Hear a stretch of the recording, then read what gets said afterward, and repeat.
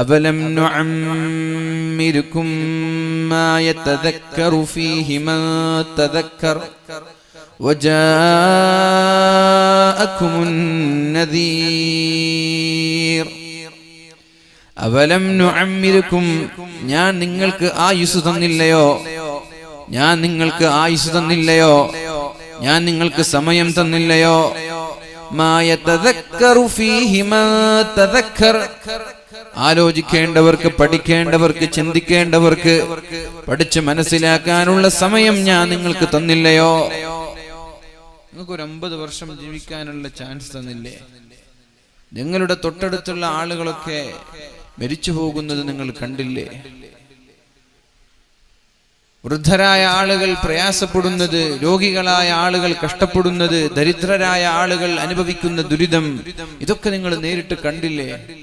അവലം നുഅമ്മിരുകും മാ യതദക്കറു ഫീഹി മൻ തദക്കർ, അല്പമെങ്കിലും ബുദ്ധിയും തന്റേടവും പക്വതയുമുള്ള ആളുകൾക്ക് ജീവിതത്തിൽ നിന്ന് തന്നെ പഠിക്കാനുണ്ടായിരുന്നു. ഇനി ഒരു രണ്ടാം ജീവിതത്തിന്റെ ആവശ്യമില്ല, ഇനി ഒരു പുനർജന്മത്തിന്റെ ആവശ്യമില്ല.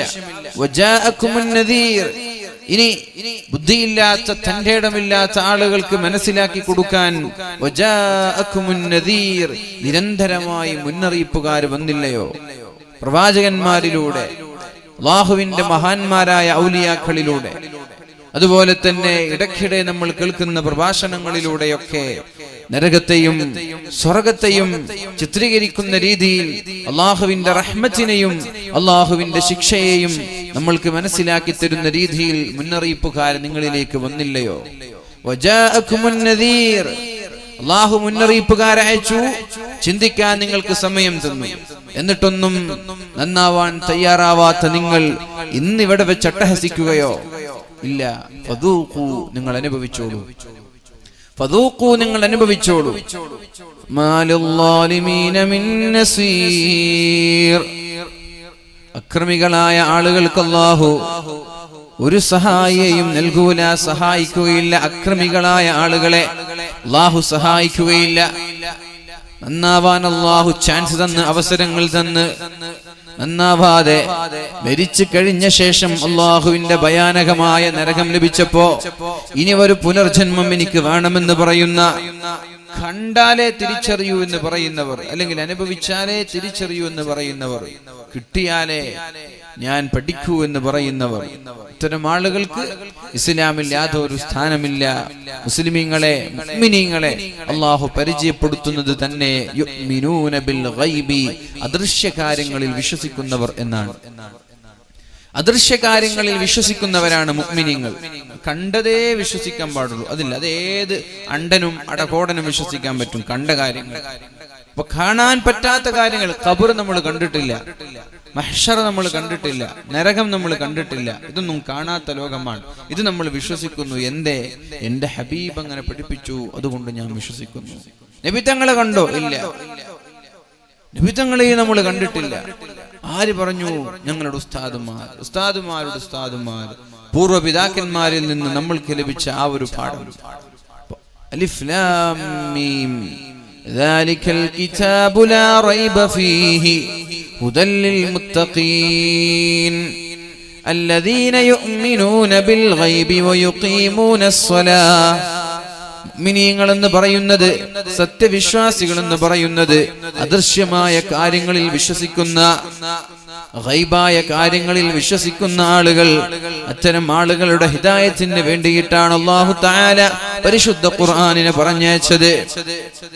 നമ്മൾ ഇവിടെ നിന്നാണ് ഒരുങ്ങേണ്ടത്. അവിടെ എത്തി ഒരുങ്ങാന്ന് വിചാരിച്ചാൽ നടക്കൂല. ഇവിടെ നിന്ന് നാളെ ആഖിറത്തിലേക്ക് ഒരുങ്ങേണ്ടവരാണ് നമ്മൾ. നാളെ പോയി സ്വർഗത്തിലെത്തി രണ്ടാമതൊരു ചാൻസ് അല്ലാഹുവിനോട് ചോദിച്ചാൽ അല്ലാഹു നമ്മൾക്ക് തരില്ല. മഹാനായ മഹദിയായ ഉമ്മു ദർദാ റളിയല്ലാഹു അൻഹ പറയുന്നുണ്ട്, ഹസാൻ റളിയല്ലാഹു അൻഹു പറയാണ്, ഖാലത് ലി ഉമ്മു ദർദാ, ഉമ്മു ദർദാ അബൂ ദർദാ റളിയല്ലാഹു അൻഹുവിന്റെ ഭാര്യ ഉമ്മു ദർദാ തങ്ങൾ പറഞ്ഞു എന്നോട്, യാ ഹസാൻ അലാ ഉഹദ്ദിസുക, ഞാൻ നിന്നോടൊരു കാര്യം പറഞ്ഞു തരട്ടെയോ? മാ യഖൂലുൽ മയ്യിതു ഇദാ വുളിഅ അലാ സരീരി, മരിച്ച ഒരു മയ്യിത്തിനെ മയ്യിത്ത് കട്ടിലിൽ വെച്ചാൽ ആ മയ്യിത്ത് വിളിച്ചു പറയുന്ന ഒരു കാര്യം ഞാൻ നിങ്ങളോട് പറഞ്ഞു തരട്ടെയോ? നമ്മുടെ വീട്ടിൽ, നമ്മുടെ കുടുംബങ്ങളിലൊക്കെ ആരെങ്കിലും ലോകത്തോട് വിട പറഞ്ഞു പോയാൽ അവരെ നമ്മൾ മയ്യത്ത് കട്ടിലിൽ വെക്കും. ആ സമയത്ത് മയ്യത്ത് വിളിച്ചു പറയുന്ന ചില യാഥാർത്ഥ്യങ്ങളുണ്ട്. അത് ഞാൻ നിങ്ങൾക്ക് പറഞ്ഞു തരട്ടെയോ? അസാൻ റളിയല്ലാഹു അൻഹു പറഞ്ഞു, ഭല, പറഞ്ഞു തരൂ. അപ്പോഴാണ് മഹദി പറഞ്ഞത്, ഫഇന്നഹു യുനാദി. ആ മയ്യത്ത് കട്ടിലിൽ നിന്ന് വിളിച്ചു പറയുന്നുണ്ട്, യാ അഹ്ലാ, എന്റെ വീട്ടുകാരെ, യാ അഹ്ലാ, എന്റെ വീട്ടുകാരെ, യാ അഹ്ലാ വയാ ജീറാനാ, എന്റെ അയൽവാസികളെ, എന്റെ അയൽവാസികളെ, എന്റെ കുടുംബക്കാരെ, വയാ ഹമലത സരീറാ, എന്റെ മയ്യത്ത് കട്ടിൽ ചുമന്നവരെ. നമ്മളൊക്കെ മയ്യത്ത് കട്ടിലും പിടിച്ച് ഖബർസ്ഥാനിലേക്ക് പോവുകയാണ്, പള്ളിക്കാട്ടിലേക്ക് പോവുകയാണ്. ആ സമയത്ത് മയ്യത്ത് കട്ടിലിൽ നിന്ന് മയ്യത്ത് വിളിച്ചു പറയുന്നത്, എന്റെ കുടുംബക്കാരെ, എന്റെ വീട്ടുകാരെ, എന്റെ അയൽവാസികളെ, എന്റെ നാട്ടുകാരെ, എന്റെ മയ്യത്ത് ചുമന്നവരെ, ലാ തഗുറന്നകുമുദ് ദുനിയാ കമാ ഗറത്നി, ദുനിയാവിനെ ചതിച്ചു കളഞ്ഞു, നിങ്ങളെയും ചതിക്കാൻ നിങ്ങൾ അനുവദിക്കരുത്. ലാ തഗുറന്നകുമുദ് ദുനിയാ, ദുനിയാവ് നിങ്ങളെ ചതിക്കാൻ സാധ്യതയുണ്ട്, ദുനിയാവ് നിങ്ങളെ പറ്റിക്കാൻ സാധ്യതയുണ്ട്. നിങ്ങൾ പെട്ടുപോവരുതേ.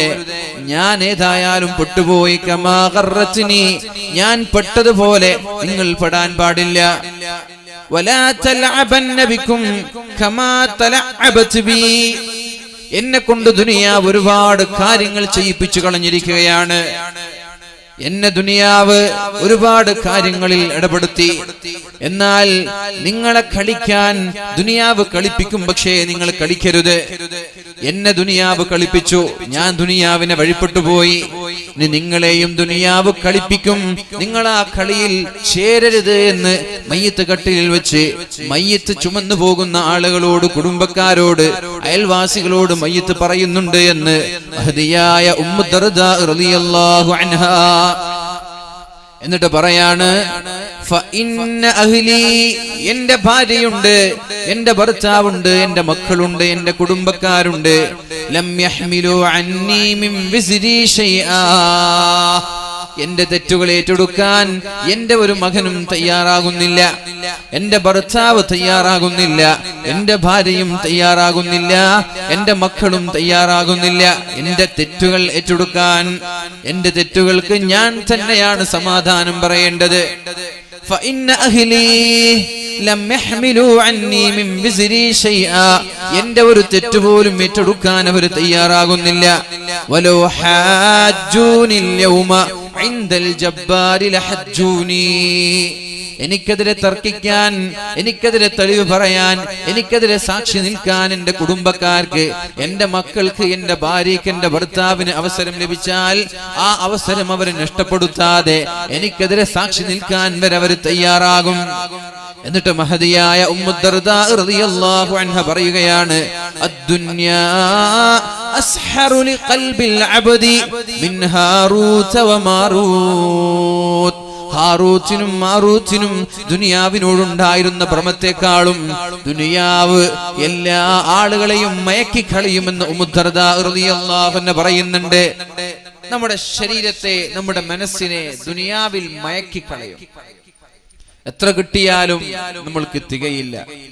10 കിട്ടുകിൽ 100 മതിയെന്നും ശതമാകിൽ സഹസ്രം മതിയെന്നും.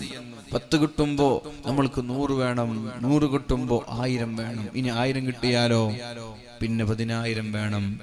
ഇങ്ങനെ ആശയാകുന്ന പാശം നമ്മുടെ ഈ ആഗ്രഹങ്ങളുടെ ഈ നീണ്ടു നിൽക്കുന്ന കയറ് അത് അസ്തമിക്കൂല, അത് നീണ്ടു പോവാണ്. അപ്പൊ ദുനിയാവ് നമ്മെ മയക്കിക്കളയും.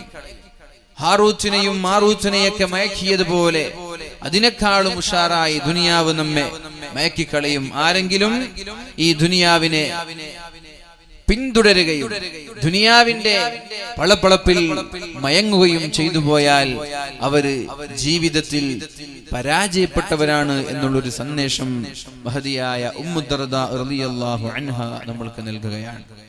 നമ്മളെല്ലാവരും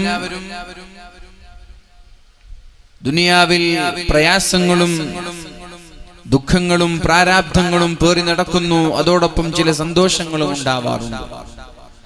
എന്നാൽ ഈ പ്രശ്നകലുഷിതമായ സങ്കീർണമായ സാഹചര്യങ്ങളിൽ വിജയത്തിന്റെ മന്ത്രങ്ങളെന്ന് തന്നെ നമ്മൾക്ക് പറയാൻ പറ്റുന്ന വിജയ രഹസ്യങ്ങളെ കുറിച്ച് മഹാനായ ഹാത്തിമുൽ അസ്സം റളിയല്ലാഹു അൻഹു നമ്മൾക്ക് പഠിപ്പിച്ചു തരുന്നുണ്ട്.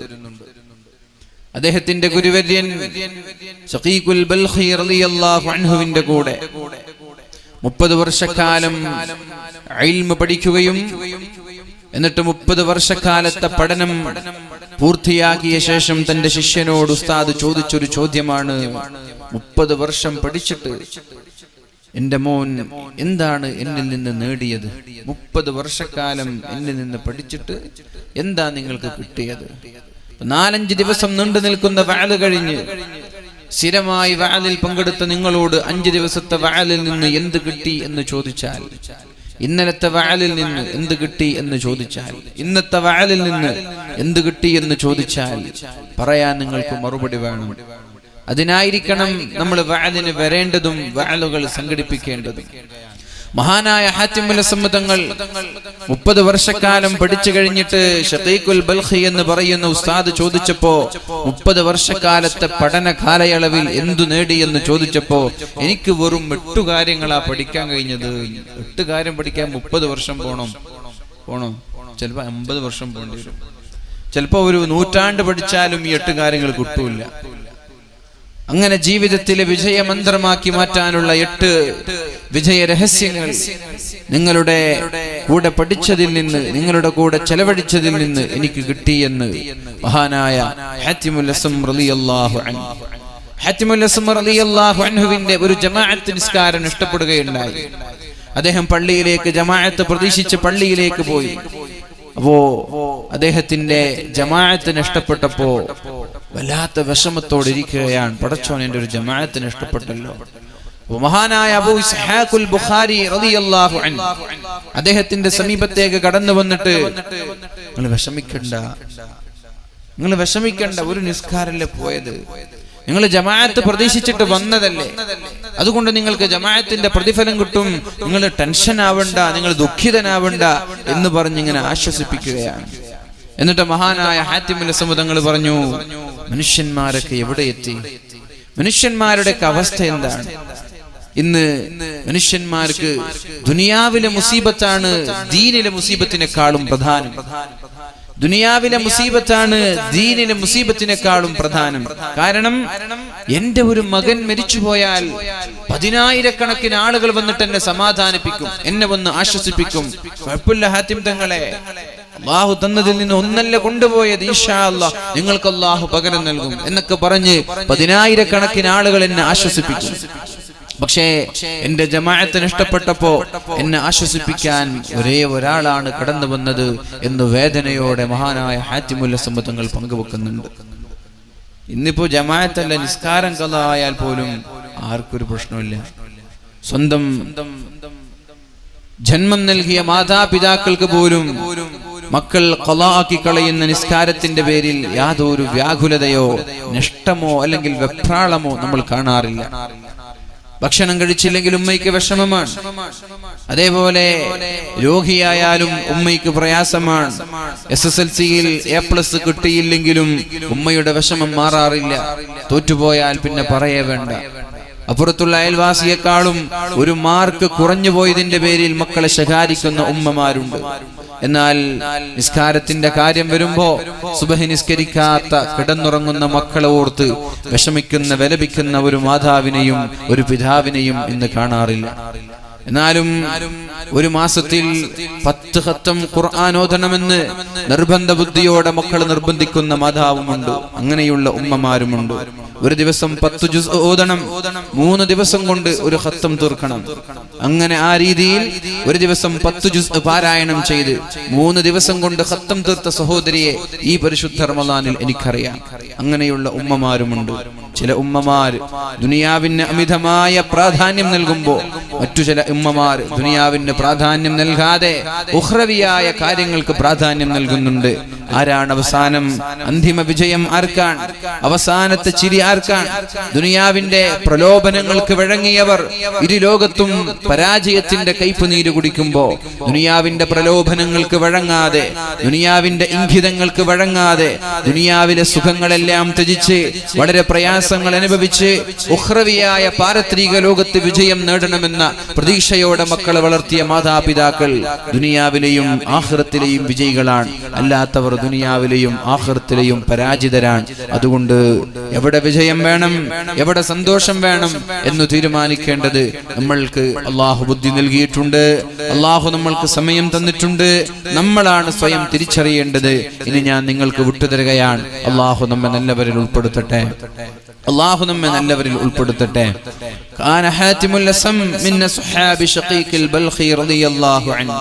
അദ്ദേഹം ചോദിച്ചു, 30 വർഷക്കാലം എന്റെ കൂടെ നീ ചെലവഴിച്ചില്ലയോ? എന്താ കിട്ടിയത്? 8 കാര്യങ്ങളാണ് എനിക്ക് കിട്ടിയത്. എനിക്കത് മതി, എനിക്ക് ആ 8 കാര്യങ്ങൾ മതി. ഈ 8 കാര്യങ്ങൾ കൊണ്ട് തന്നെ ഞാൻ വിജയിക്കുമെന്ന് എനിക്ക് ഉറപ്പാണ്.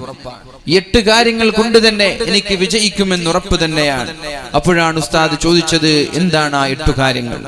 അപ്പോഴാണ് മഹാനായ ഷഖീഖുൽ ബൽഖി തങ്ങൾ പറഞ്ഞത്, ഇന്നി നദർതു ഇലൽ ഖൽഖി, ഞാൻ ജനങ്ങളെ ശ്രദ്ധിക്കാൻ തുടങ്ങി, ഞാൻ ജനങ്ങളെ വീക്ഷിക്കാൻ തുടങ്ങി. ഫറഅയ്തു ലികുല്ലി മിൻഹും മഹബൂബൻ വ മഅശൂഖാ യുഹിബ്ബുഹു, എല്ലാവർക്കും ഓരോ സ്നേഹിതന്മാരുണ്ട് എന്ന് എനിക്ക് തിരിച്ചറിയാൻ കഴിഞ്ഞു. ഞാൻ ലോകത്തുള്ള എല്ലാ മനുഷ്യരെയും ശ്രദ്ധിച്ചപ്പോ എല്ലാവർക്കും ഒരു സ്നേഹിതരുണ്ട് എന്ന് എനിക്ക് തിരിച്ചറിയാൻ കഴിഞ്ഞു. എല്ലാവർക്കും ഒരു സ്നേഹിതന്മാരുണ്ടാവും. മാതാപിതാക്കൾ മക്കളെ സ്നേഹിക്കും, മക്കൾ തിരിച്ചും ഭാര്യമാരെ, ഭർത്താക്കന്മാരെ, കാമുകന്മാർ, കാമുകിമാർ, കൂടെയുള്ള ചങ്ങാതിമാർ, ഇങ്ങനെ നമ്മൾ പല ആളുകളെയും ആത്മാർത്ഥമായി സ്നേഹിക്കാറുണ്ട്. എല്ലാവർക്കും ഒരു സ്നേഹിതൻ അല്ലെങ്കിൽ ഒരു സ്നേഹിത ഉണ്ടാവാറുണ്ട്. പക്ഷേ ഈ സ്നേഹിതന്മാരെ, ഈ സ്നേഹിക്കുന്ന യഥാർത്ഥ സുഹൃത്തുക്കളെയൊക്കെ ഞാൻ വീക്ഷിച്ചപ്പോ ഒരു സുഹൃത്തും ഒരു ചങ്ങാതി പോലും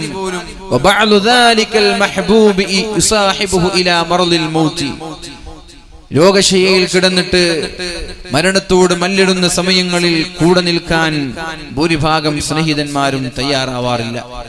എത്ര വലിയ സ്നേഹത്തിന്റെ പ്രതീകങ്ങളായാലും ഇവരെ പോലെയുള്ള വേറൊരു സുഹൃത്തുക്കളില്ല എന്ന് നമ്മൾ എണ്ണിപ്പറഞ്ഞാലും, പക്ഷെ യഥാർത്ഥ സുഹൃത്ത് രോഗശയ്യയിൽ കിടന്നിട്ട് മരണത്തോട് മല്ലിടുന്ന സമയത്ത് ഒന്ന് സാന്ത്വനം നൽകാൻ, സമാധാനം നൽകാൻ, ഒന്ന് ആശ്വസിപ്പിക്കാൻ സ്വന്തം സുഹൃത്തിന് കിട്ടാറില്ല.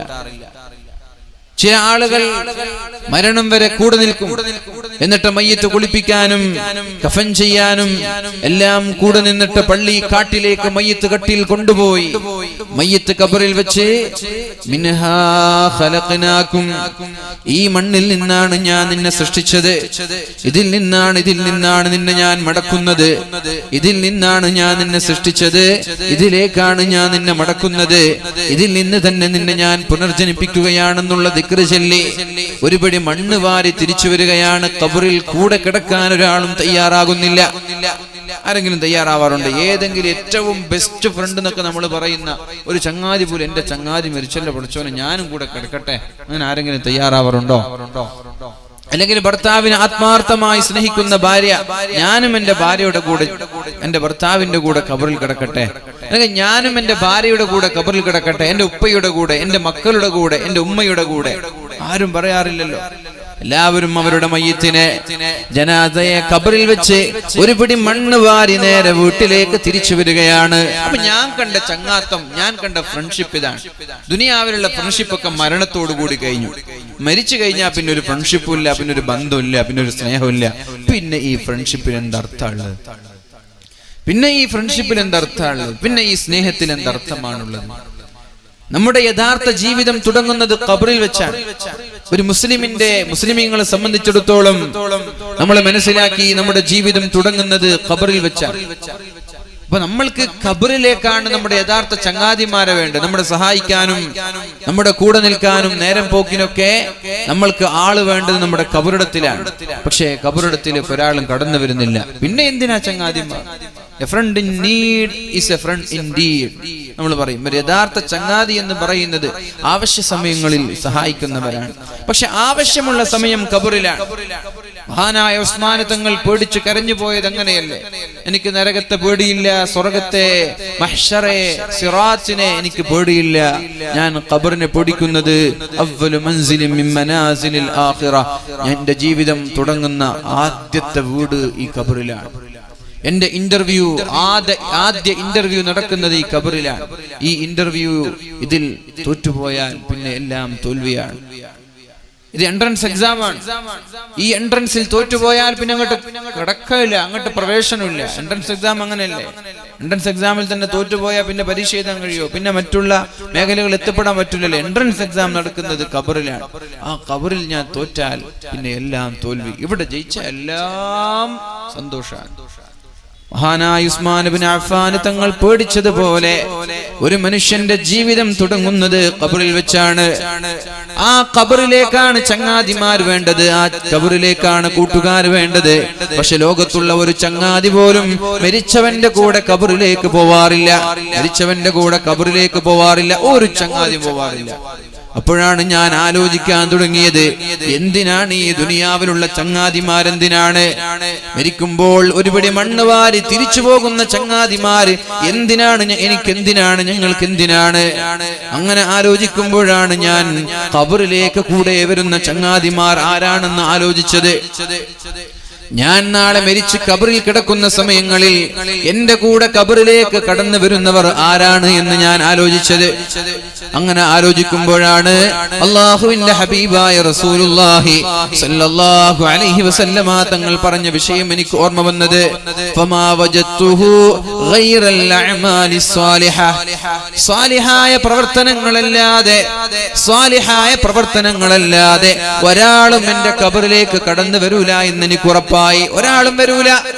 സ്വാലിഹായ പ്രവർത്തനങ്ങൾ മാത്രമേ നാളെ എന്റെ ഖബറിലേക്ക് കടന്നു വരുമെന്ന് എനിക്കറിയാം. ഏതൊക്കെയാണത്? ഇൽമൻ അല്ലമഹു വനശറ, ജനങ്ങൾക്ക് നമ്മൾ എത്തിച്ചു കൊടുത്ത ഇൽമ്, ജനങ്ങൾക്ക് നമ്മൾ പറഞ്ഞു കൊടുത്ത ഇൽമ്. ഈ വാല് കേട്ട് ഇവിടെ നിന്ന് പഠിച്ചത് നമ്മൾ മറ്റൊരാൾക്ക് പറഞ്ഞു കൊടുത്താൽ അത് നമ്മുടെ ഖബറിടത്തിലേക്ക് കടന്നു വരുന്ന അമലാണ്, നമ്മുടെ സുഹൃത്താണത്. അതേപോലെ ഔ മസ്ജിദൻ ബന, പള്ളി നിർമ്മിക്കാൻ സഹായിച്ചാൽ അതിലേക്കൊരു 100 രൂപ നൽകിയാൽ ആ സഹായം നമ്മുടെ ഖബറിലേക്ക് കടന്നു വരുന്ന നന്മയാണ്. അതേപോലെ എന്തെങ്കിലും ആളുകൾക്ക് വെള്ളം നൽകിയാൽ, കിണറിൽ നിന്ന് വെള്ളം നൽകിയാൽ, അല്ലെങ്കിൽ ഒരു കുഴൽ കിണർ കുഴിക്കാൻ സഹായിച്ചാൽ, അല്ലെങ്കിൽ ഒരാൾക്കൊരു മുസ്ഹഫ് നൽകിയാൽ, നമ്മളുടെ കയ്യിൽ അല്ലാഹു നമ്മൾക്ക് നൽകിയതിൽ നിന്ന് അല്ലാഹുവിന്റെ മാർഗത്തിലേക്ക് നമ്മൾ സ്വതക്ക ചെയ്താൽ ഇതൊക്കെയാണ് നമ്മുടെ ഖബറിടത്തിലേക്ക് കടന്നു വരുന്നത്. ഞാൻ നിസ്കരിച്ച തഹജ്ജുദ് നിസ്കാരങ്ങൾ, ഞാൻ ഓതിയ ഖുർആൻ, ഞാൻ ചൊല്ലിയ ദിക്ർ, എന്റെ നിസ്കാരങ്ങൾ, എന്റെ സൽപ്രവർത്തനങ്ങൾ മാത്രമേ എന്റെ ഖബറിലേക്ക് കടന്നു വരൂ എന്ന് മഹാനായ ഹാത്തിമുൽ അസ്മ തങ്ങൾ മനസ്സിലാക്കി. അന്നു മുതൽ ദുനിയാവിലുള്ള എല്ലാ ചങ്ങാത്തവും എല്ലാ സ്നേഹവും ഞാൻ ഒഴിവാക്കി. ഞാൻ എന്റെ ചങ്ങാതിമാരായി കൂടെ കൂട്ടിയത് അമലുകളെയാണ്, സൽപ്രവർത്തനങ്ങളെയാണ് എന്ന് മഹാനായ ഹാത്തിമുൽ അസ്മ റളിയല്ലാഹു അൻഹു. അന്ന് മുതൽ ഞാനൊക്കെ നിർത്തി.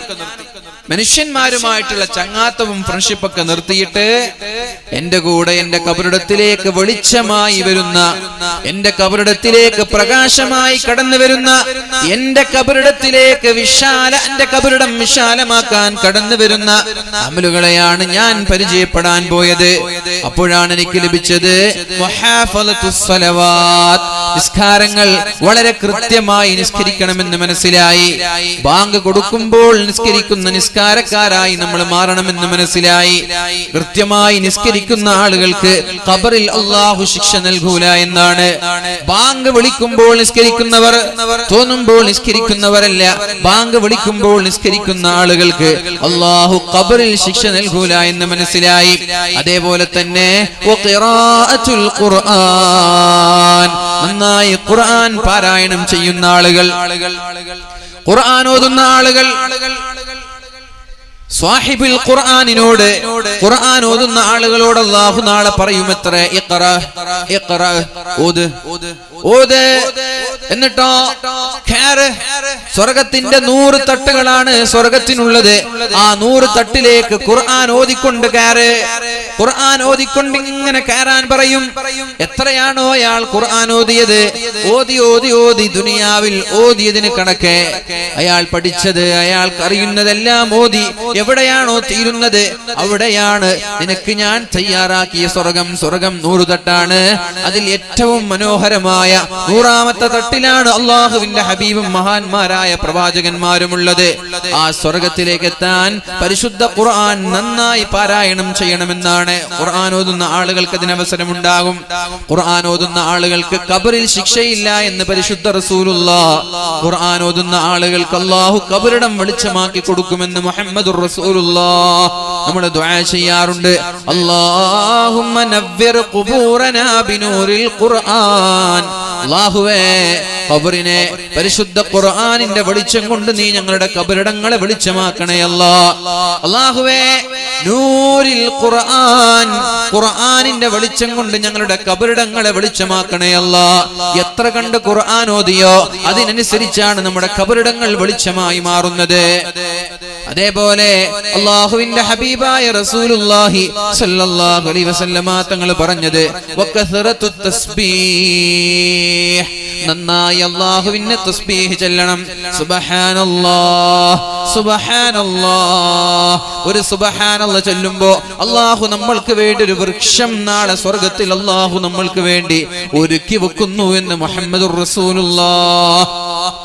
സുബ്ഹാനല്ലാഹ് എന്ന് പറയുമ്പോൾ ഒരു വൃക്ഷം, അൽഹംദുലില്ലാഹ് എന്ന് പറയുമ്പോൾ മറ്റൊരു വൃക്ഷം, ലാ ഇലാഹ ഇല്ലല്ലാഹ് എന്ന് പറയുമ്പോൾ മറ്റൊന്ന്, അല്ലാഹു അക്ബർ, സുബ്ഹാനല്ലാഹി വൽഹംദുലില്ലാഹി വലാ ഇലാഹ ഇല്ലല്ലാഹു വല്ലാഹു അക്ബർ.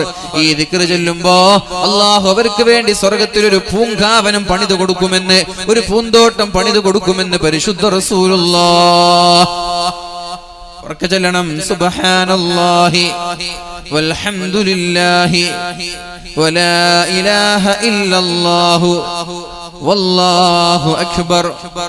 സുബ്ഹാനല്ലാഹി വൽഹംദുലില്ലാഹി വലാ ഇലാഹ ഇല്ലല്ലാഹു വല്ലാഹു അക്ബർ. അങ്ങനെ തസ്ബീഹ് ചൊല്ലുന്ന ആളുകൾക്ക് അല്ലാഹു തആല ഖബറിൽ ശിക്ഷ നൽകൂല എന്നും ഖബർ വെളിച്ചമാക്കുമെന്നും ഖബർ വിശാലമാക്കുമെന്നും മുഹമ്മദുർ റസൂലുള്ളാഹ്. പിന്നെ നാലാമതായി പറയുന്നത്, നന്നായി സ്വതഖ ചെയ്യുന്ന ആളുകൾ, അല്ലാഹുവിന്റെ മാർഗത്തിലേക്ക് ചെലവഴിക്കുന്ന ആളുകൾ. പരിശുദ്ധ റമളാൻ എന്ന് പറയുന്ന ഈ റമളാൻ റഹ്മത്തിന്റെ 10ആണിത്. അല്ലാഹു പറയുന്നുണ്ട്, ഇർഹമൂ മൻ ഫിൽ അർളി യർഹമുകും മൻ ഫിസ് സമാ. നിങ്ങൾക്ക് അല്ലാഹു തആല കാരുണ്യം നൽകണമെങ്കിൽ നിങ്ങളും കാരുണ്യം നൽകണം. നിങ്ങൾ കാരുണ്യം നൽകാതെ അല്ലാഹു നിങ്ങൾക്കും കാരുണ്യം നൽകൂല എന്ന് പരിശുദ്ധ റസൂലുള്ളാഹി സ്വല്ലല്ലാഹു അലൈഹി വസല്ലം. അല്ലാഹുവിന്റെ കാരുണ്യം ആഗ്രഹിക്കുന്നവരാണ് നമ്മളൊക്കെ. അല്ലാഹു കരുണ ചെയ്യണമെന്ന് ആഗ്രഹിക്കുന്നവരാണ് നമ്മളൊക്കെ. അല്ലാഹു റഹ്മത്തിന്റെ നോട്ടം നോക്കണമെന്ന് ആഗ്രഹിക്കുന്നവരാണ് നമ്മളൊക്കെ. എങ്ങനെയാണ് അല്ലാഹുവിന്റെ റഹ്മത്തിന്റെ നോട്ടം നമ്മൾക്ക് ലഭിക്കുന്നത്? അല്ലാഹുവിന്റെ ഹബീബ് സല്ലല്ലാഹു അലൈഹി വസല്ലം തങ്ങൾ പറഞ്ഞു, ഇർഹമൂ തുർഹമൂ. നിങ്ങൾ കരുണ ചെയ്താൽ അല്ലാഹു നിങ്ങൾക്കും കരുണ ചെയ്യും. ഇഗ്ഫിറൂ, നിങ്ങൾ ജനങ്ങൾക്ക് മാപ്പ് നൽകിയാൽ യഗ്ഫിറുല്ലാഹു ലക്കും, അല്ലാഹു നിങ്ങൾക്കും മാപ്പ് നൽകും. ഇഗ്ഫിറൂ, നിങ്ങൾ മാപ്പ് നൽകണം, എങ്കിൽ അല്ലാഹു നിങ്ങൾക്ക് മാപ്പ് നൽകും. നിങ്ങളോട് മോശമായി പെരുമാറുന്ന ആളുകൾ, നിങ്ങളെ സാമ്പത്തികമായി ആക്രമിച്ച ആളുകൾ, ശാരീരികമായി മാനസികമായി ആക്രമിച്ച ആളുകൾ, ഇത്തരം ആളുകൾക്ക് നിങ്ങൾ മാപ്പ് നൽകിയാൽ അല്ലാഹുവും നിങ്ങൾക്ക് മാപ്പ് നൽകുമെന്ന് പരിശുദ്ധ റസൂലുള്ളാഹ്. നിങ്ങൾ മാപ്പ് നൽകാതെ വാശി പിടിക്കുന്ന ആളുകളാണെങ്കിലേ, പിണങ്ങി നിൽക്കുന്ന ആളുകളാണെങ്കിലേ, ചൊടിച്ചു നിൽക്കുന്ന ആളുകളാണെങ്കിലേ, പാരവെക്കുന്ന, വിദ്വേഷം വെക്കുന്ന, വൈകാരികമായി ജനങ്ങളോട് പെരുമാറുന്ന, പ്രതികാര ബുദ്ധിയോട് പെരുമാറുന്ന ആളുകളാണെങ്കിലേ, അതേപോലെയാണ് അല്ലാഹു നിങ്ങളോടും പെരുമാറാനിരിക്കുന്നത്. അതുകൊണ്ട് ഇങ്ങോട്ട് മോശമായി പെരുമാറിയ ആളുകൾ ആളുകൾക്ക് മാപ്പ് നൽകിയാൽ അള്ളാഹുവിനോട് നമ്മൾ മോശമായി പെരുമാറിയത് അള്ളാഹുവിനോട് പൊറുക്കൽ ചോദിക്കാതെ തന്നെ അള്ളാഹു മാപ്പ് നൽകുമെന്ന് പരിശുദ്ധ റസൂലുള്ളാഹി സ്വല്ലല്ലാഹു അലൈഹി വസല്ലം.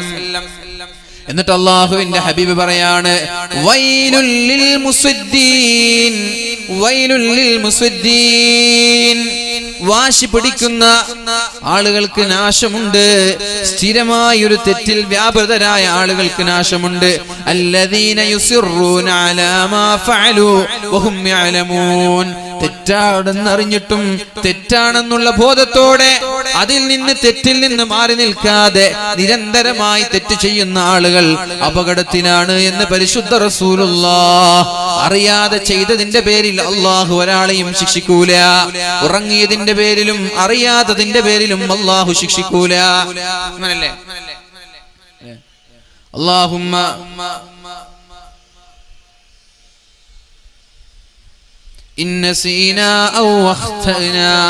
അല്ലാഹുവേ, ഞങ്ങൾ മറന്നുപോയാൽ അതിന്റെ പേരിൽ നീ ഞങ്ങളെ ശിക്ഷിക്കല്ല റബ്ബേ.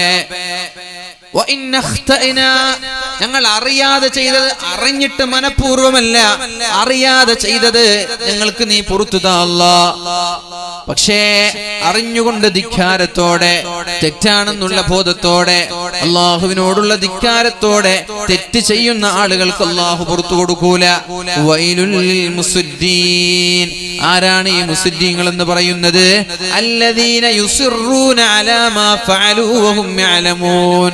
തെറ്റാണെന്നുള്ള ബോധത്തോടെ ഞാൻ തെറ്റ് ചെയ്യുന്നത് തെറ്റാണെന്നറിയാം, എന്നിട്ടും തിരുത്താതെ, എന്നിട്ടും ആ തെറ്റിൽ നിന്ന് മാറി നിൽക്കാതെ നിരന്തരമായി തെറ്റ് ചെയ്യുന്ന ആളുകൾ അപകടത്തിലാണ് എന്ന് മുഹമ്മദുർ റസൂലുള്ളാഹി സ്വല്ലല്ലാഹു അലൈഹി വസല്ലം. അർറഹീമൂന യർഹമുഹുർ റഹ്മാൻ. കരുണ ചെയ്യുന്ന ആളുകളാണെങ്കിൽ അവരോട് അള്ളാഹു കരുണ ചെയ്യുമെന്ന്. ഇർഹമൂ മൻ ഫിൽ അർളി. ഭൂമിയിലുള്ളവരോട് നിങ്ങൾ കരുണ ചെയ്താൽ യർഹമുകും മൻ ഫിസ് സമാ. ആകാശത്തുള്ളവർ നിങ്ങളോട് കരുണ ചെയ്യുമെന്ന് അള്ളാഹുവിന്റെ ഹബീബ് സല്ലല്ലാഹു അലൈഹി വസല്ലം. നിങ്ങൾ മാപ്പ് നൽകണം, എന്നാൽ അള്ളാഹു നിങ്ങൾക്ക് മാപ്പ് നൽകും. പരിശുദ്ധ റമളാനാണ്. എല്ലാവർക്കും മാപ്പ് നൽകാൻ നമ്മൾ തയ്യാറായാൽ, എല്ലാവർക്കും വിട്ടുവീഴ്ച ചെയ്യാൻ നമ്മൾ തയ്യാറായാൽ റമളാനിന്റെ ലക്ഷ്യം എന്താണ്? നമ്മുടെ പാപങ്ങൾ പൊറുക്കപ്പെടുക എന്നുള്ളതാണ്. അള്ളാഹു നമ്മൾക്കും മാപ്പ് നൽകുമെന്ന് ഉറപ്പ് തന്നെയാണ്. വലാ യഅ്തലി ഉലിൽ ഫളി മിൻകും. നിങ്ങൾ സത്യം ചെയ്യരുത്. എന്ത് സത്യം ചെയ്യരുത് എന്നാണ്? അയ്യുതു ഉലിൽ ഖുർബാ വൽ മസാകീന വൽ മുഹാജിരീന ഫീ സബീലില്ലാഹ്. അല്ലാഹുവിന്റെ മാർഗ്ഗത്തിൽ ഹിജ്റ പോയ ആളുകളെ, അല്ലാഹുവിനെ ഇഷ്ടപ്പെട്ട ഫഖീറന്മാരായ ദരിദ്രന്മാരായ ആളുകൾക്ക് സാമ്പത്തികമായ സഹായം ചെയ്യൂല, മാപ്പ് നൽകൂല എന്ന് നിങ്ങൾ ഒരാളും സത്യം ചെയ്യരുത്. വൽയഅഫൂ വൽയസ്ഫഹൂ, വൽയഅഫൂ വൽയസ്ഫഹൂ. നിങ്ങൾ മാപ്പ് നൽകണം. വൽയസ്ഫഹൂ, വിട്ടുവീഴ്ച ചെയ്യണം. ഇങ്ങോട്ട് മോശമായി പെരുമാറുന്നവരോട് തിരിച്ചതേ നാണയത്തിൽ പ്രതികരിക്കാതെ അവരോട് മാന്യമായി പെരുമാറിയാൽ, അവർക്ക് നമ്മൾ മാപ്പ് നൽകിയാൽ, അല്ലാഹു പറയാണ്, അലാ തുഹിബ്ബൂന അൻ യഗ്ഫിറല്ലാഹു ലക്കും. അല്ലാഹു നിങ്ങൾക്ക് പുറത്തു തരണമെന്ന് നിങ്ങൾ ആഗ്രഹിക്കുന്നില്ലേ? നാളെ മഹ്ശറ ലോകത്തെത്തുമ്പോ ഒരു തെറ്റ് പോലും ബാക്കി ഉണ്ടാവരുത് എന്ന് നിങ്ങൾ ആഗ്രഹിക്കുന്നില്ലേ? നാളെ മഹ്ശറ ലോകത്തെത്തിയാൽ ഒരു പാപം പോലും ബാക്കി ഉണ്ടാവരുത് എന്ന് നിങ്ങൾ കൊതിക്കാറില്ലേ? അല്ലാഹുവിന്റെ ഹബീബായ റസൂലുള്ളാഹി സ്വല്ലല്ലാഹു അലൈഹി വസല്ലം രണ്ട് പേരുടെ കഥ പറയുന്നുണ്ട്. മഹ്ശറ ലോകത്ത് അല്ലാഹുവിന്റെ സമീപത്തേക്ക് രണ്ട് പേര് മുട്ടിലൂടെ ഇഴഞ്ഞു കൊണ്ടുപോവുകയാണ്. മുട്ടിലൂടെ ഇഴഞ്ഞുകൊണ്ടാണ് പോകുന്നത്. എന്നിട്ട് അല്ലാഹുവിന്റെ സമീപത്തേക്ക് എത്തിയാൽ അല്ലാഹുവിനോട് ഒരാൾ പറയും, അല്ലാഹുവേ, ഈ മനുഷ്യൻ എന്നെ അടിച്ചവനാണ് റബ്ബേ. അല്ലാഹുവേ, ഈ മനുഷ്യൻ എന്നെ വാക്കിലൂടെ വേദനിപ്പിച്ചവനാണ് റബ്ബേ. അല്ലാഹുവേ, സാമ്പത്തികമായി എന്നെ ചൂഷണം ചെയ്തവനാണ് റബ്ബേ. ഒരുപാട് കാര്യങ്ങൾ കൊണ്ട് എന്നെ ദുനിയാവിൽ വേദനിപ്പിച്ചവനാണല്ലോ. അതുകൊണ്ട് ഇയാളിൽ നിന്ന് എനിക്ക് പ്രതികാരം എടുക്കണം റബ്ബേ. ഇയാൾ ജീവിതത്തിൽ ചെയ്ത നന്മകൾ അതെനിക്ക് തരണമെന്ന് അള്ളാഹുവിനോട് ആവശ്യപ്പെടുമ്പോ അള്ളാഹു പറയുന്നുണ്ട്, ഇയാളിൽ ഒരു നന്മ പോലും ബാക്കിയില്ല. പിന്നെ എങ്ങനെയാണ് ഇയാളുടെ നന്മ നിങ്ങൾക്ക് തരുന്നത്? നന്മ ഉണ്ടെങ്കിലല്ലേ കൊടുക്കാൻ പറ്റൂ. നന്മ വേണ്ടേ? ഈ മനുഷ്യൻ പറയുന്നത് എന്നെ ദുനിയാവിൽ ദ്രോഹിച്ചത് കാരണം ഇയാളുടെ നന്മ എനിക്ക് വേണം. ഇയാൾ ഹജ്ജിന് പോയിട്ടുണ്ടെങ്കിൽ ഹജ്ജ് എനിക്ക് വേണം, ഇയാൾ നോമ്പ് നോക്കിയിട്ടുണ്ടെങ്കിൽ അതെനിക്ക് വേണം, ഖുർആൻ എനിക്ക്, എന്നെ എത്ര വേദനിപ്പിച്ചിട്ടുണ്ട് അതിന് പ്രതികാരമായി ഇയാളുടെ നന്മ എനിക്ക് തരണം. അള്ളാഹു നോക്കുമ്പോൾ ഇയാളിൽ ഒരു നന്മ പോലും ഇല്ല, എല്ലാം കൊടുത്തു കഴിഞ്ഞിട്ടുണ്ട്, ഒന്നുമില്ല, ഈ തെറ്റ് മാത്രമേ ബാക്കിയുള്ളൂ. അപ്പോഴാണ് അള്ളാഹു ഈ മനുഷ്യനോട് പറയുന്നത്, അള്ളാഹുവേ, ഈ മനുഷ്യനോട് അള്ളാഹു പറയുന്നത് ഇയാളൊരു തെറ്റ് പോലും ബാക്കിയില്ല എന്ന്. അപ്പോഴാണ് ആ മനുഷ്യൻ പറയുന്നത്, അള്ളാഹുവേ, ഇയാളിൽ തെറ്റു ബാക്കിയില്ലെങ്കിൽ കുഴപ്പമില്ല, ഞാൻ എന്റെ ജീവിതത്തിൽ ചെയ്ത തെറ്റുകൾ ഇവിടെ ബാക്കിയുണ്ട്, ഞാൻ ചെയ്ത ഹറാമുകൾ ഇവിടെ ബാക്കിയുണ്ട്, ഞാൻ ജീവിതത്തിൽ ഒരുപാട് തെറ്റുകൾ ചെയ്ത ആളാണല്ലോ. എന്റെ തെറ്റുകൾ എടുത്ത് അതിന് പകരം എല്ലാ തെറ്റുകളും അയാൾക്ക് കൊടുത്തേക്ക് റബ്ബേ. ഞാൻ ചെയ്ത പാപങ്ങളെല്ലാം അയാൾക്ക് കൊടുത്തേക്ക് റബ്ബേ. എങ്ങനെയെങ്കിലും സ്വർഗത്തിലെത്തണമെന്നാണ് ഇയാളുടെ ആഗ്രഹം. കാരണം ഈ തെറ്റുകൾ അവിടെ തടഞ്ഞു വെക്കുകയാണ്, ജീവിതത്തിൽ ചെയ്ത തെറ്റുകൾ അവിടെ തടഞ്ഞു വെക്കുകയാണ്. ഇയാൾക്കും സ്വർഗത്തിലെത്തണം, ഇയാളുടെ തെറ്റും ഇയാളെ സ്വർഗത്തിൽ നിന്ന് തടഞ്ഞു വെക്കുകയാണ്. പക്ഷേ ഇവിടെ ഒരു അത്ഭുതം നടക്കുന്നുണ്ട്, ഇവിടെ ഒരു അത്ഭുതം സംഭവിക്കുന്നുണ്ട്. അള്ളാഹുവിനോട് പറഞ്ഞു, അള്ളാഹുവേ, എന്റെ തെറ്റുകളെല്ലാം അയാൾക്ക് കൊടുത്താൽ എനിക്ക് സ്വർഗം ലഭിക്കുമല്ലോ, അത് കൊടുത്തൂടെ എന്ന് ചോദിക്കുമ്പോഴാണ് അള്ളാഹു പറയുന്നത്, മുകളിലേക്ക് നോക്കണം മോനെ, മുകളിലേക്ക് നോക്ക്.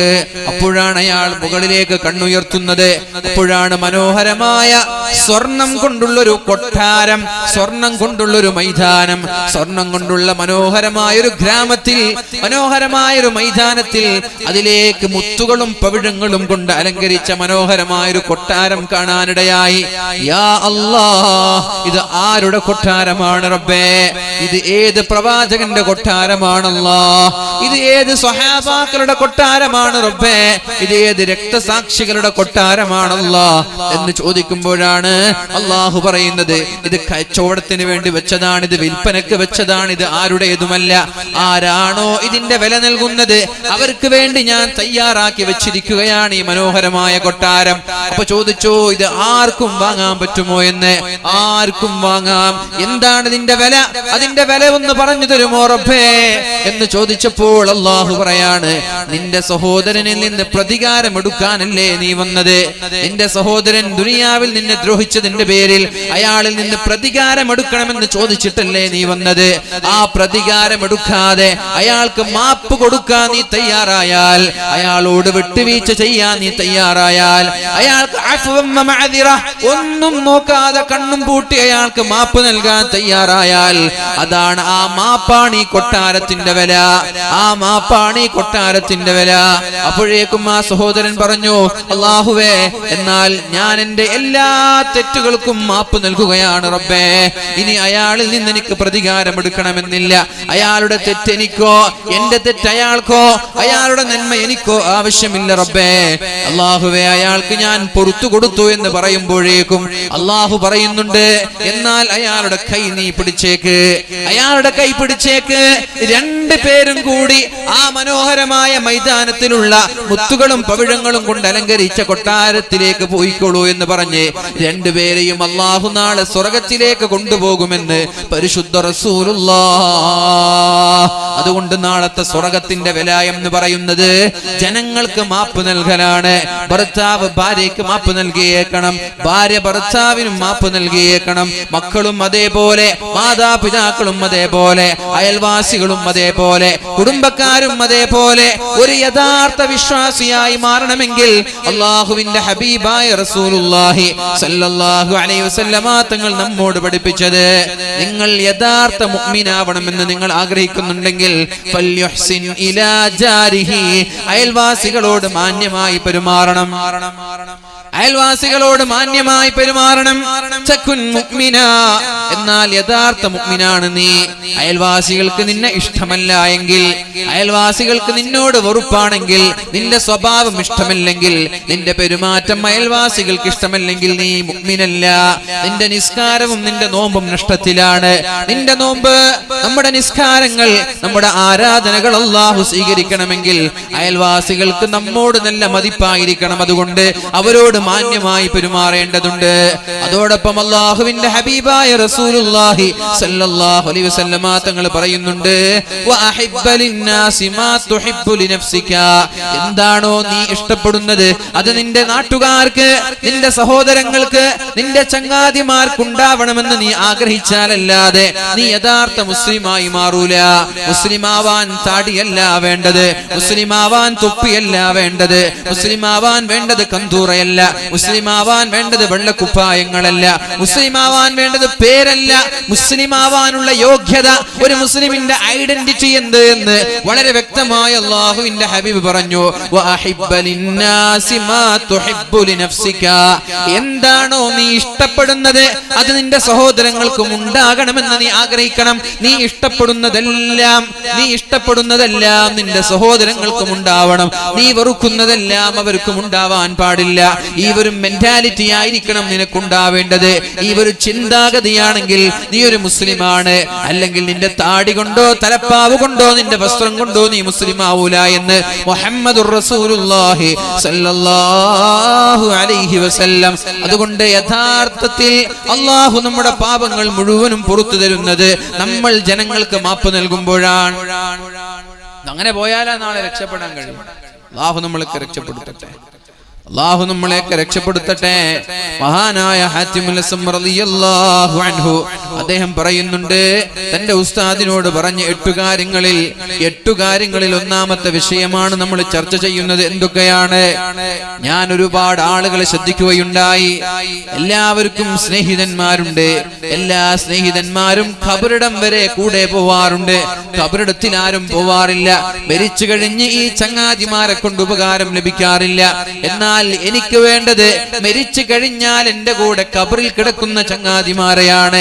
അവരെ ഞാൻ ആലോചിച്ചപ്പോൾ എനിക്ക് മനസ്സിലായത് സ്വാലിഹായ പ്രവർത്തനങ്ങളാണ്. അവരെയാണ് എന്റെ സ്നേഹിതനാക്കി ഞാൻ മാറ്റിയത്. എന്റെ ചങ്ങാതി തഹജ്ജുദ് നിസ്കാരമാണ്, എന്റെ ചങ്ങാതി സുബ്ഹി ജമാഅത്ത് നിസ്കാരമാണ്, എന്റെ ചങ്ങാതി സ്വതഖയാണ്, എന്റെ ചങ്ങാതി ജനങ്ങൾക്ക് മാപ്പ് നൽകലാണ്, എന്റെ ചങ്ങാതി ഖുർആനാണ്, എന്റെ ചങ്ങാതി ദിക്റുകളാണ്, എന്റെ ചങ്ങാതി ഇസ്തിഗ്ഫാറാണ്. എനിക്ക് ദുനിയാവിൽ മറ്റൊരു ചങ്ങാതിയില്ല. ഞാൻ ആത്മാർത്ഥമായി സ്നേഹിച്ചത് സ്വാലിഹായ പ്രവർത്തനങ്ങളെയാണ്. കാരണം ഞാൻ നാളെ മരിച്ചിൽ ഖബറിൽ കിടന്നാൽ എന്നെ സഹായിക്കാൻ ഈ സ്വാലിഹായ പ്രവർത്തനങ്ങൾക്കല്ലാതെ വേറെ ഒരാൾക്കും സാധിക്കൂല എന്ന് പരിശുദ്ധ റസൂലുള്ളാഹി സ്വല്ലല്ലാഹു അലൈഹി വസല്ലമ തങ്ങൾ പഠിപ്പിച്ചതിന്റെ അടിസ്ഥാനത്തിൽ അന്നു മുതൽ ഞാൻ എന്റെ ചങ്ങാതിയായി കണ്ടത് ഈ നന്മകളെയാണ്.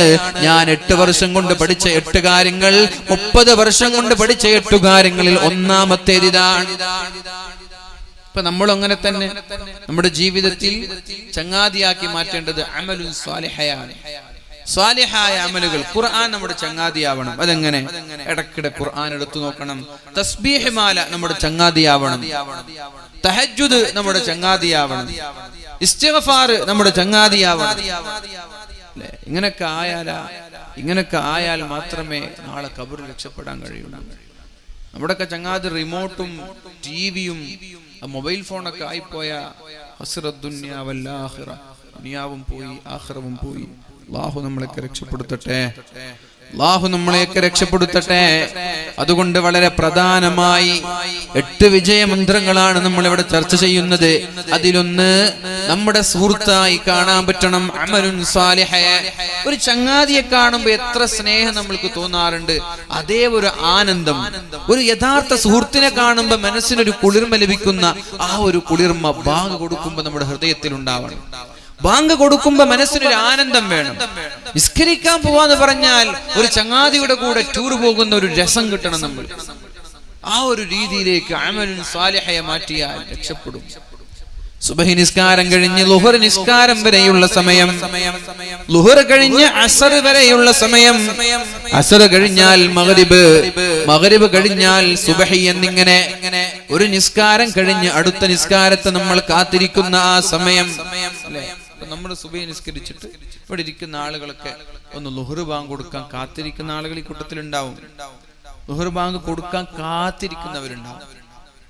ളുഹർ നിസ്കരിക്കാൻ വേണ്ടി പള്ളിയിൽ പോകാൻ വേണ്ടിയിട്ട് ചില ആളുകൾ അങ്ങനെ കാത്തിരിക്കുന്നൊന്നുമില്ല, ബാങ്ക് കൊടുത്താൽ പോവാന്നുള്ള ചിന്താഗതിയായിരിക്കും.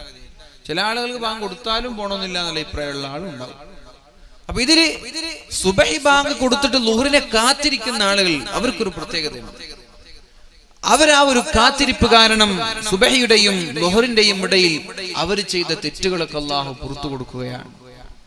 ളുഹർ കഴിഞ്ഞ് അസറിനെ കാത്തിരിക്കുന്ന ആളുകൾ, അസർ ബാങ്ക് കൊടുക്കട്ടെ എന്ന് കാത്തിരിക്കുന്ന ആളുകൾ, ഈ സമയത്തിനിടയിൽ അവർ ചെയ്യുന്ന തെറ്റുകളെ അല്ലാഹു പുറത്തു കൊടുക്കുകയാണ്. അസർ കഴിഞ്ഞാൽ പിന്നെ മഗ്രിബിന് എന്തായാലും കാത്തിരിക്കും, നോമ്പായതുകൊണ്ട് അല്ലെ. റമളാൻ മാസത്തിൽ മഗ്രിബ് കുറച്ചോനെ മഗ്രിബ് ആ കാത്തിരിക്കലല്ല, നോമ്പ് തുറക്കാൻ വേണ്ടിയിട്ടുള്ള കാത്തിരിക്കലല്ല. നിസ്കരിക്കാനുള്ള താല്പര്യം കൊണ്ട് മഗ്രിബ് ബാങ്ക് കൊടുത്താലൊന്ന് പള്ളിയിൽ പോയി നിസ്കരിക്കാം, ആ ചിന്തയോടെ കാത്തിരിക്കുന്ന ആളുകൾക്ക് അല്ലാഹു റബ്ബ് സുബ്ഹാനഹു വ തആല പാപങ്ങൾ പുറത്തു കൊടുക്കുമെന്നാണ് ഇശായിനും അതേപോലെ. അങ്ങനെ ഇശാ ആയി കഴിഞ്ഞാൽ, ഇശാ നിസ്കാരം നിസ്കരിച്ചു കഴിഞ്ഞാൽ പിന്നെ അയാൾ കിടന്നുറങ്ങുകയാണ്. കിടന്നുറങ്ങുമ്പോൾ അയാളിൽ ഒരു പാപം പോലും ബാക്കിയുണ്ടാവൂല, ഒരു തെറ്റ് പോലും ബാക്കി ഉണ്ടാവില്ല. എങ്ങനെ തെറ്റ് ബാക്കി ഉണ്ടാവുക? സുബഹിയും ളുഹർ വരെയുള്ള സമയത്തുള്ള എല്ലാം പുറത്തു കൊടുത്തു, ളുഹറിന്റെയും അസറിന്റെ ഇടയിലുള്ള എല്ലാം പുറത്തു കൊടുത്തു, അസറിന്റെയും മഗ്രിബിന്റെ ഇടയിലുള്ള എല്ലാം പുറത്തു കൊടുത്തു, മഗ്രിബിന്റെ ഇശായിന്റെ ഇടയിലുള്ള എല്ലാം പുറത്തു കൊടുത്തു. പിന്നെ ഉറങ്ങാൻ, പിന്നെ ഇവിടെ പാപം ഉണ്ടാവുക? ഒരു പാപം ഉണ്ടാവില്ല.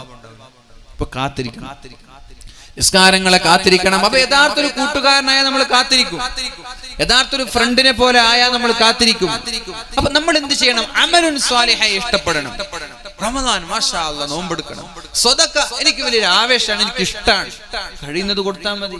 ഖുർആൻ അതിന് താല്പര്യത്തോടെ നോക്കി ഖുർആൻ ഓതാൻ കഴിയണം. ചുണ്ടുകളിൽ ഉണ്ടാവേണ്ടത് ദിക്റും സ്വലാത്തും തസ്ബീഹുമാണ്. ഈ ഒരു രീതിയിലേക്ക് നമ്മുടെ ജീവിതത്തെ മാറ്റിയാൽ ദുനിയാവും ആഖിറവും വളരെ സന്തോഷമായിരിക്കും. അല്ലാഹു എളുപ്പത്തിലാക്കി തരട്ടെ.